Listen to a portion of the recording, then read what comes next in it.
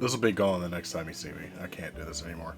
Hey there, my meaty friends, this is Reed, aka CarnivorousChef, and in today's video, we're going to be talking about my top 3 favorite dishes for the carnivore diet. But before we get started, please like the video, subscribe to the channel, comment, share, all those things so we can make the YouTube algorithm happy. All 3 of these are very simple dishes requiring 1 to 3 ingredients, and honestly I could eat them at any given point and be okay with it. And these aren't necessarily recipes, they're more of just some guidance into like figure out what you might like yourself, and maybe give you some ideas on how to change things up just in case things start to feel monotonous for you. But no matter the case, let's get started with number 3. Steak and bacon. Now, there's nothing too crazy about what this is. You know what it is. It's steak and bacon. But the thing is that there's so many options as to what you can do here. Here I have a pound of bacon, and I have 14 ounces of shaved steak.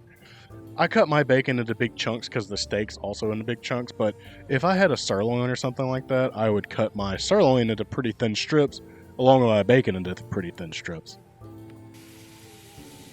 And you know, I like my bacon a little bit crispy, so I'm going to go as far as I want for that. You could go however far you want to. You may like it barely even cooked, but here's about how I like mine. It's a little floppy still, but the edges are starting to get crispy. I'm going to push that all to the side and let the grease kind of fall back a little bit. I did take out a little bit of that grease because it is way too much for me to want to eat. And then I add my steak in along with some garlic and herb seasoning that I just happen to have in the van. And I top that with that and a little bit of salt. But you can also go to redmond.life, use code TRASHCHEESE, save 15% on your order, and it helps me out a lot. So, you know, just season up your steak. Your bacon's already going to have plenty of salt on it. And really, you can go anywhere from here. You can add garlic, onion powder, you know, just whatever you want to add to this, and it's just going to be a really good, easy dish. And honestly, you can eat this straight out of the pan. That's what I'm going to do. There's going to be plenty of leftover grease. I'm not going to eat the grease just because I don't want to do that. And why would I do that? And yeah, you know, you can see the look on my face. It tastes pretty damn good because it's steak and bacon. Number 2, omelets. Now, I love a good omelet. It took me a long time to learn how to make omelets, and I love when I do it right. But with that said, you don't necessarily have to make an omelet for me to be happy. Like, I can just make scrambled eggs with this stuff in it, and, you know, I will be completely smitten with it. But with that said, my go-to omelet toppings are always sausage, bacon, cheese. That's my favorite omelet. I would rather have smoked sausage, but I do like some breakfast sausage every now and then.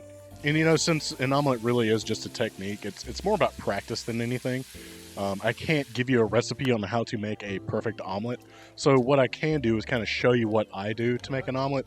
This is what I would do if I was working in a restaurant too. I would, you know, crack some eggs into a bowl, scramble them up really well, put a lot of butter into a nonstick pan. And I've got to say, if you don't like nonstick pans, I don't know what to tell you. You can do this in a cast iron, but it better be a very well seasoned cast iron, one that you know doesn't stick. So I cook mine over medium heat always. A lot of people like to cook them over medium low heat. That just takes way too long for me. I get my eggs, start swirling them so I get the curd to kind of start forming. Lift up one side, get some of that top on there, and then flip it eventually. And I know that's not the easiest thing for a lot of people to do, but I think it is a very necessary part in making your omelet. And if you can't flip it, what I suggest you do is slide it onto a plate, then flip it onto your pan. This one's going to be for my friends that I'm actually cooking for right now. They wanted peppers and onions, and I was like, you know, I'll give you peppers and onions. So this first one was the best one I made. Get your toppings on there, flip it out onto a plate, and then, you know, just serve it up. It looks damn good. And then the one I'm going to make for myself is another way that I've seen other people do it. They'll put their ingredients into the pan with the butter, and then they'll pour their eggs on top of that and kind of get that incorporated.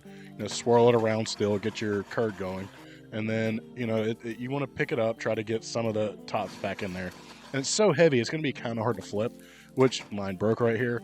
But, you know, it's really not that big of a deal. Like I said, you can always turn this into scrambled eggs if you really want to, but you can also save it like this a little.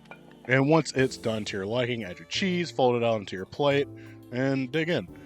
Please ignore the black square walking by. My buddy did not want to be on camera. And number 1, ground beef and goat cheese. Now, I've only been doing this for maybe the past year or so, but I really dug into the goat cheese because I was trying to avoid, you know, cow's dairy as much as possible. You know, I kind of fell back in and out of cheese, like normal cheddar and stuff like that, but I've still come back to goat's cheese because I realized that I just like goat's cheese more than the others. It's got the texture of cream cheese, but with the sour and tang of a sour cream. I don't know, it just works out really well for me, and it makes me feel like I'm getting a condiment and a cheese at the same time. So it's like the best of both worlds, and it's actually really cheap. 4-ounce box is like $2.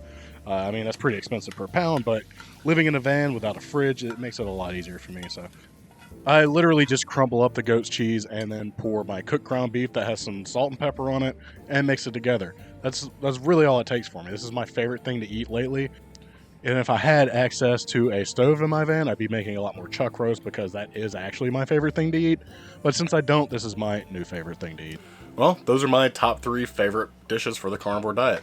I eat these pretty regularly, and like I said at the top of the video, I'm always happy to have them at any given time of the day.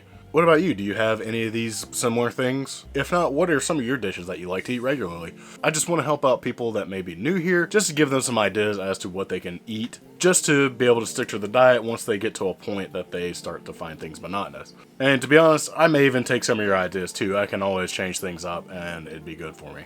But that's all for me. Hope y'all enjoyed it. Share it around with your friends, and I'll see you all next time.